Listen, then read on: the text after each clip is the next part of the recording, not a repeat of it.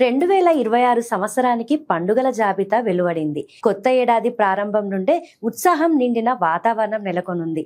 ఎన్ని పండుగలు ఉన్నా తెలుగు రాష్ట్రంలో సంక్రాంతికి ఒక ప్రత్యేకత ఉంది. భోగి, సంక్రాంతి, కనుమ ఇలా 3 రోజుల పండుగను ఎంతో ఘనంగా సంప్రదాయబద్ధంగా జరుపుకుంటారు తెలుగు ప్రజలు. ఈ పండుగ 13, 14, 15 లేదా 14, 15, 16 అనే సందేహం అందరిలో ఉంటుంది. 2026లో పండుగ తేదీల వివరాలకు వెళితే జనవరి 13న భోగి, 14న మకర సంక్రాంతి, 15న కనుమ పండుగ. సంక్రాంతి పండుగ అంటే కేవలం ఆనందం కాదు, ఇది వ్యవసాయోత్సవం.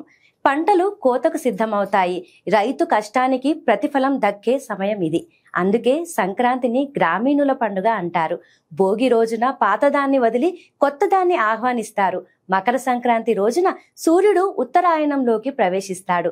కనుమ రోజున బంధువులు, జంతువులతో కలిసి సంతోషాన్ని పంచుకుంటారు. పల్లెల్లో హరిదాసులు, గంగిరెద్దులు, మగ్గిపోతుల ఆటలు, ముద్దపప్పు విందులు ఇవన్నీ సంక్రాంతి ప్రత్యేకతలు. సంప్రదాయం, సంతోషం, సత్సంగం అన్నీ కలిపితే సంక్రాంతి.